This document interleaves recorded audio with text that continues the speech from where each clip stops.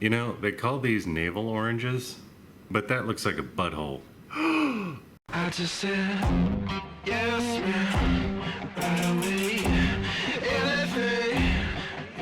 Alright, so if you watched my last video on grapefruit cello, I'll put the link for it right up here, you'll know that I made a couple of mistakes in that one. I thought it was going to be too bitter, but we did some things in that recipe that really worked. It worked so well that I have been drinking this stuff every day because it's so good. And I don't really like grapefruit. So I made something delicious out of a fruit that I don't like. Let's see what we can do with a fruit that I do like. To make this one, we're gonna go pretty traditional. I'm sure you'll find a version of Orangecello that's almost identical to mine all over the internet because it's very popular. But we're gonna do 2 recipes out of this one jar, so we're gonna stretch it a little bit and make 2 awesome drinks. I'm very excited about it. All right, so let's go ahead and get going on it. You need 750 mils of neutral spirit, whether it's 96% Everclear that you got from the liquor store, or whether it's your own neutral spirit that you made. And if you want to see how I hypothetically made this neutral spirit, you can check out this video right up here. This is 83% ABV vodka, 750 mils of it, 5 oranges, and you just need the peels of the orange. You're gonna wash your oranges really well, scrub them with soap and water to get any wax and pesticides off of them. Then you're gonna peel them very carefully to make sure you don't get any of the white pith. If you do get any of the white pith on your peels, just scrape them with a knife to get that stuff off of there because it can make it go bitter really fast. Once you have your peels, throw everything into a jar and then stick it in a cabinet for like 5 days to 30 days. It really just kind of depends on how far you want to go with it. You get an incredibly intense flavor and color after 5 days. Going the extra, 25 days, I'm not sure what that's gonna do for you because I've never been able to wait that long. What we're gonna do is we're gonna split this into 250 and 500. So the first one we're gonna do is the regular OrangeCello. So let's get that going. So all you need to do is strain out your orange peels and just let them sit there for a little while to completely drain. Measure out 250 mils of your orange infused liquor.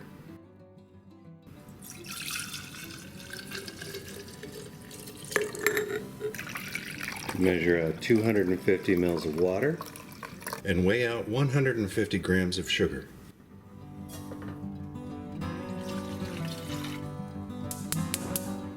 Now we're just going to heat this up until the sugar melts.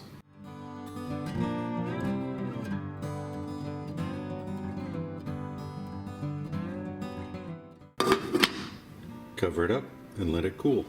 Once this is cool, just pour them together.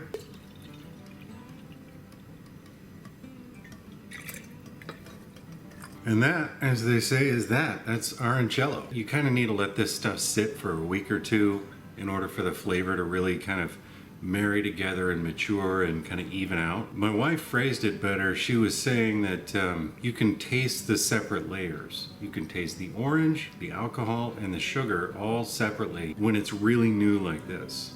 And so the best thing you can do is to stick it in a cabinet out of the light and let it just sit for a couple of weeks so that the flavors all marry, and then stick it in the freezer and have it for serving. So that's where this one's going, into the pantry, so that everybody can get to know each other better. As good as this is, there's always room for improvement. So with this being the standard, we're gonna make an orange creamsicle, not the cocktail. We're gonna make an orange creamsicle liqueur. In Italian, it would be Crema di Arancello. Maybe. So let's get going on that. It's real simple. It's almost as easy as this one. There's just a few little tweaks to it. So let's get going on that. You're gonna need some whole milk, some heavy cream, 1 vanilla bean, nice and fresh and squishy and gooey, and some cardamom. All right, so you take your vanilla bean and a very sharp knife.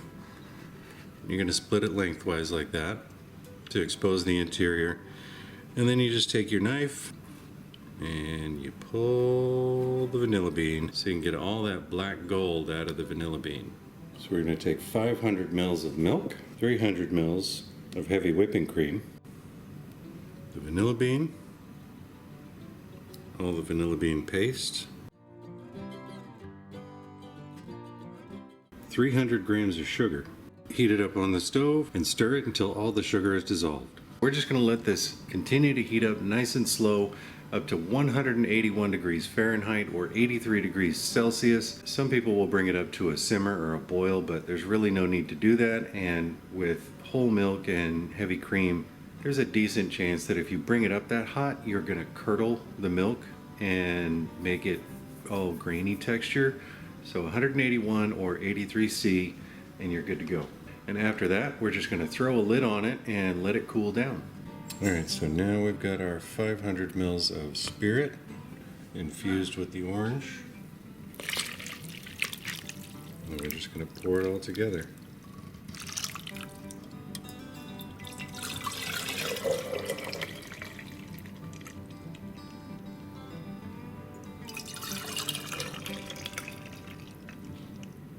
So now I've got these done. I'm just going to stick them in the fridge and we'll try them in the morning. All right, so everything's done. We have our OrangeCello cream, or Crema di Arancello, and we have our straight Arancello. And one thing I want to point out is you'll see kind of the separation in there of the fat from the cream. That's not a big deal. That's going to happen. Think about something like Bailey's. It never separates. And that's because they use commercial food additives like binders and things like xanthan gum or guar gum, stuff like that, to permanently emulsify stuff. Plus you can keep that stuff out at room temperature, no problem. You might be able to do that with this, but I'm not going to risk it. Basically, keep it in the fridge right before you serve it. Shake it up. No problem. Again, you can use proofing calculators. They are going to help you out to aim for a target. And whenever you're doing one of these liqueurs, you want to aim for between 30 and 35%. So then this is the Arancello, and you can see it doesn't separate. So before we taste these, I just want to thank all of my patrons. You guys are amazing. Thank you so much for sticking with me through the slow summer months. You guys are helping out immensely. Thanks so much. All right, so the Arancello, or OrangeCello, it's incredibly snappy and pungent with the amount of just kind of raw citrus flavor, raw orange flavor. And it's smooth, sweet, and it's got a really nice kind of tongue-tingling citrus. I really like the way that grapefruit cello came out with the grapefruit juice in there. There was that acid from the juice that kind of cuts through the sugar. I kind of think I want to add a little bit to it.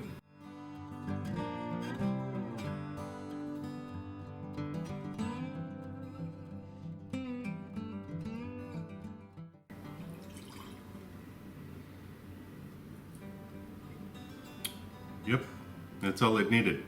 You could even do this with a little squeeze of lemon juice if you wanted. Orange juice is not really tart. In fact, fresh squeezed orange juice can be really, really sweet on its own. So if what you're looking for is more tartness and not just the little bit of acidity, you know, you can throw some lemon juice in there. It's not going to hurt it at all. And it's just, you know, make it your own. Make your own recipe out of this. Once you make it once, you start modifying things. That's just the nature of this hobby.